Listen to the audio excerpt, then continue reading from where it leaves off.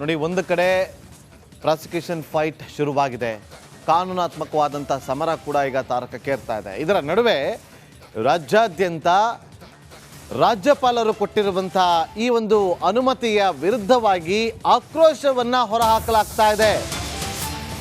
ಎಲ್ಲ ಜಿಲ್ಲಾ ಕೇಂದ್ರಗಳಲ್ಲೂ ಕೂಡ ಪ್ರತಿಭಟನೆ ನಡೀಬೇಕು ಅಂತೇಳಿ ಸೂಚನೆ ಕೊಟ್ಟಿದ್ದಾರೆ ಕೆಪಿಸಿಸಿ ಅಧ್ಯಕ್ಷರು ಆಗಿರುವಂಥ ಡಿ.ಕೆ. ಶಿವಕುಮಾರ್ ಅವರು. ಈಗ ಇದೇ ಕಾರಣಕ್ಕಾಗಿ ಗೆಹ್ಲೋಟ್ ಅವರ ವಿರುದ್ಧ ಹಸ್ತಪಡೆ ಕದನಕ್ಕಿಳಿದಿದೆ. ಬೆಂಗಳೂರಲ್ಲಿ ಡಿ.ಸಿ.ಎಂ ಡಿ.ಕೆ. ಶಿವಕುಮಾರ್ ಅವರ ನೇತೃತ್ವದಲ್ಲಿ ಪ್ರತಿಭಟನೆ ನಡೀತಾ ಇದೆ. ಫ್ರೀಡಂ ಪಾರ್ಕ್ನಲ್ಲಿ ನಡೀತಾ ಇರುವಂತಹ ಪ್ರತಿಭಟನೆ ಇದು. ಮೈಸೂರು, ವಿಜಯಪುರದಲ್ಲೂ ಕೂಡ ಕಾಂಗ್ರೆಸ್ ಪಾಳ್ಯದ ಆಕ್ರೋಶ ಭುಗಿಲೇಳ್ತಾ ಇದೆ. ಒಂದು ಕಡೆ ಚಿತ್ರದುರ್ಗದಲ್ಲಿ ಗಮನಿಸಿದ್ವಿ, ಮಂಡ್ಯದಲ್ಲೂ ಕೂಡ ಗಮನಿಸಿದ್ವಿ, ಮೈಸೂರಲ್ಲೂ ಕೂಡ ಪ್ರತಿಭಟನೆ ನಡೀತಾ ಇದೆ. ಈಗ ಫ್ರೀಡಂ ಪಾರ್ಕ್ನಲ್ಲೂ ಕೂಡ ಪ್ರತಿಭಟನೆ ನಡೀತಾ ಇರುವಂತ ದೃಶ್ಯವನ್ನ ಗಮನಿಸ್ತಾ ಇದ್ರಿ.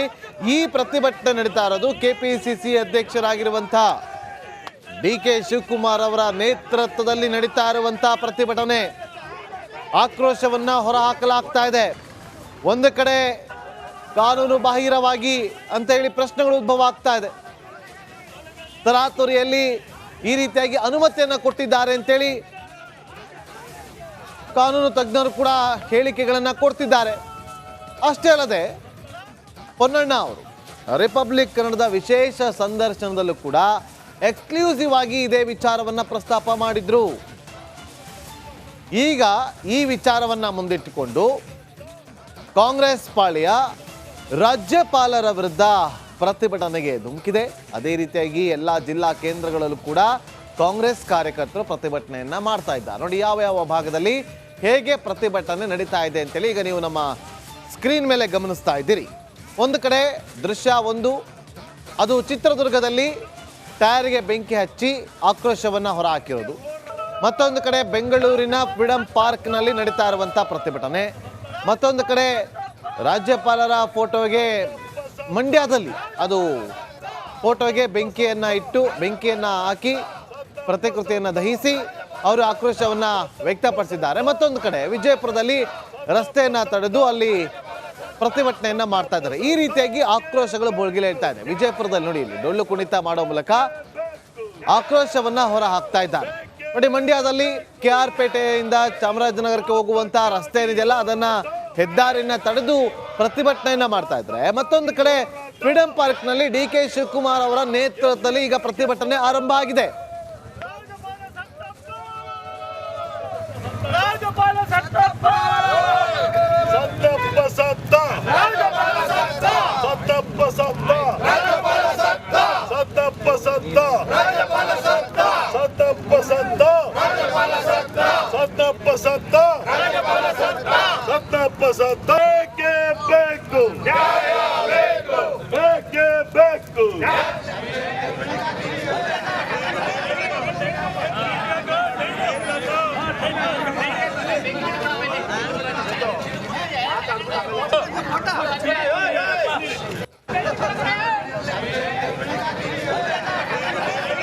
ಈಗ ಫ್ರೀಡಂ ಪಾರ್ಕ್ನಲ್ಲಿ ನಡೀತಾ ಇರುವಂಥ ಪ್ರತಿಭಟನೆ, ಅದರ ನೇತೃತ್ವವನ್ನು ವಹಿಸಿರೋದು ಡಿ.ಸಿ.ಎಂ ಡಿ.ಕೆ. ಶಿವಕುಮಾರ್ ಅವರು.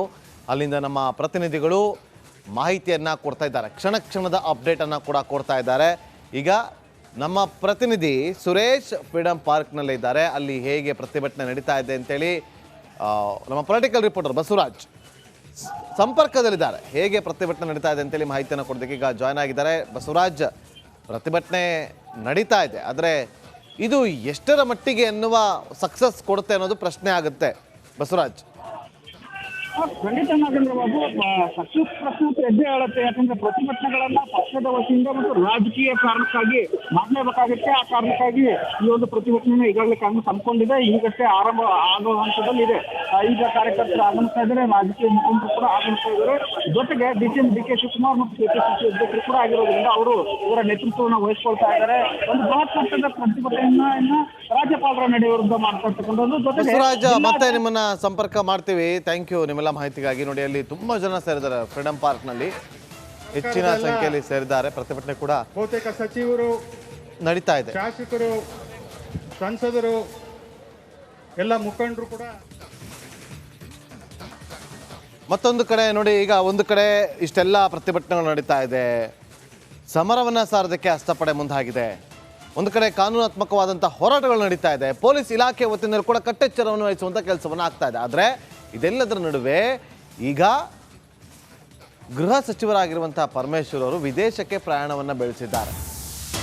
ಬಹಳ ಕುತೂಹಲ ಕೇಳ್ತಾ ಇದೆ. ಇಂಥ ಸಂದರ್ಭದಲ್ಲಿ ಈ ಫಾರಿನ್ ಟೂರ್ ಅವಶ್ಯಕತೆ ಎಷ್ಟರ ಮಟ್ಟಿಗೆ ಇತ್ತು ಅಂತೇಳಿ ತಡರಾತ್ರಿ ವಿದೇಶಿ ಪ್ರವಾಸಕ್ಕೆ ತೆರಳಿದ್ದಾರೆ ಡಾಕ್ಟರ್ ಜಿ ಪರಮೇಶ್ವರ್ ಅವರು, ಹೋಮ್ ಮಿನಿಸ್ಟರ್. ಅವ್ರು ಹೋಗೋದಕ್ಕಿಂತ ಮುಂಚೆ ದೆಹಲಿಗೆ ಹೋಗಿ ಅಲ್ಲಿ AICC ಅಧ್ಯಕ್ಷರಾಗಿರುವಂತಹ ಮಲ್ಲಿಕಾರ್ಜುನ್ ಖರ್ಗೆ ಅವರನ್ನ ಭೇಟಿ ಮಾಡಿ 2 ಗಂಟೆ ಕಾಲ ಅವರು ಚರ್ಚೆಯನ್ನ ಮಾಡಿದ್ದಾರೆ.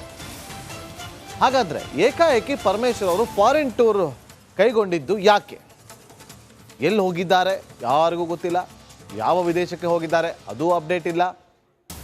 ಇಂಥ ಸಂದರ್ಭದಲ್ಲಿ ಈ ಕಡೆ ರಾಜ್ಯಪಾಲರು ವರ್ಸಸ್ ಗವರ್ನಮೆಂಟ್ ಅಥವಾ ಲೆಕ್ಕಾಚಾರದಲ್ಲಿದ್ದರೆ, ಈ ಕಡೆ ಗೃಹ ಸಚಿವರು ಫಾರಿನ್ ಟೂರ್ ಹೋಗಿದ್ದಾರೆ.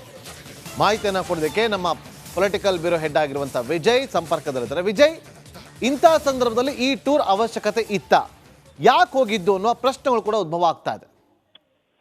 ನಾಗೇಂದ್ರ ಬಾಬು, ರಾಜ್ಯ ರಾಜಕಾರಣದಲ್ಲಿ ಒಂದಷ್ಟು ಬೆಳವಣಿಗೆಗಳು ನಡೀತಿರುವಂತ ಬೆನ್ನಲ್ಲೇ ಗೃಹ ಸಚಿವರಾದಂತ ಪರಮೇಶ್ವರ್ ವಿದೇಶ ಪ್ರವಾಸಕ್ಕೆ ಹೋಗಿರೋದು ಒಂದಷ್ಟು ಕುತೂಹಲ ಜೊತೆಗೆ ಚರ್ಚೆಯ ವಿಚಾರ ಆಗಿರುವಂತದ್ದು. ಯಾಕಂದ್ರೆ ಒಂದು ರಾಜ್ಯದಲ್ಲೇ ಕೂಡ ಪ್ರತಿಭಟನೆ ನಡೀತಾ ಇರುವಂತದ್ದು, ಕಾಂಗ್ರೆಸ್ ಒಂದ್ ಕಡೆ ಪ್ರತಿಭಟನೆ, ಮತ್ತೊಂದ್ ಕಡೆ ಬಿಜೆಪಿ ಒಂದ್ ಕಡೆ ಪ್ರತಿಭಟನೆ ಮಾಡ್ತಾ ಇರುವಂತದ್ದು, ಮತ್ತು ಮುಖ್ಯಮಂತ್ರಿ ಸಿದ್ದರಾಮಯ್ಯ ವಿರುದ್ಧ ಪ್ರಾಸಿಕ್ಯೂಷನ್ ವಿಚಾರ ಸಂಬಂಧಪಟ್ಟಂತೆ ಕಾನೂನು ಹೋರಾಟ ಜೊತೆಗೆ ರಾಜಕೀಯ ಹೋರಾಟ, ಇದೆಲ್ಲದರ ಬೆನ್ನಲ್ಲೇ ಏನು ಪರಮೇಶ್ವರ್ ಏನು ವಿದೇಶ ಪ್ರವಾಸ ಸಂಬಂಧಪಟ್ಟಂತೆ ಏನ್ ಕಾರಣ ಇಲ್ಲಿವರೆಗೂ ಕೂಡ ಅಧಿಕೃತವಾದ ಅಫಿಷಿಯಲ್ ಟೂರ್ ಕೂಡ ಆಗದೇ ಇರುವಂತದ್ದು. ಯಾಕಂದ್ರೆ ನಂಬರ್ 2 ಪೊಸಿಷನ್ ಅಲ್ಲಿ ಇರುವಂತದ್ದು, ಮುಖ್ಯಮಂತ್ರಿ ಬಿಟ್ಟ ನಂತರ ಗೃಹ ಸಚಿವರ ಸ್ಥಾನ ನಂಬರ್ 2 ಸ್ಥಾನ ಇರುವಂತದ್ದು. ಮುಖ್ಯಮಂತ್ರಿ ಸಿದ್ದರಾಮಯ್ಯ ಅವರ ಗಮನಕ್ಕೆ ತಂದು ಹೋಗಿದ್ದಾರಾ? ನಮಗೆ ಬಂದ ಮೂಲ ಮಾಹಿತಿ ಪ್ರಕಾರ ಮುಖ್ಯಮಂತ್ರಿ ಸಿದ್ದರಾಮಯ್ಯ ಅವರ ಗಮನಕ್ಕೆ ತಂದಿದ್ದಾರೆ. ಆದ್ರೆ ಏನು ಉದ್ದೇಶ ಅನ್ನೋದು ಗೊತ್ತಿಲ್ಲ. ಕೆಲವರು ಹೇಳ್ತಾ ಇರುವಂತದ್ದು ವೈಯಕ್ತಿಕ ಕೆಲಸ, ಅಂದ್ರೆ ಅವರು ಆಪ್ತ ಬಳಗ ಹೇಳ್ತಾ ಇರುವಂತದ್ದು ವೈಯಕ್ತಿಕ ಕೆಲಸ ಇರಬಹುದು ಅನ್ನೋ ಸಂಬಂಧಪಟ್ಟಂತೆ ಹೇಳ್ತಾ ಇರುವಂತದ್ದು. ಆದ್ರೆ ಇಂತಹ ಸಂದರ್ಭದಲ್ಲಿ ವಿದೇಶಕ್ಕೆ ಹೋಗಿರುವಂತ ಹಿನ್ನೆಲೆಯಲ್ಲಿ ಒಂದಷ್ಟು ಚರ್ಚೆ ಜೊತೆಗೆ ರಾಜಕೀಯವಾಗಿ ಒಂದಷ್ಟು ನಾನಾ ರೀತಿಯ ಊಹಾಪೋಹಗಳಿಗೆ ಕಾರಣ ಆಗ್ತಾ ಇರುವಂತದ್ದು.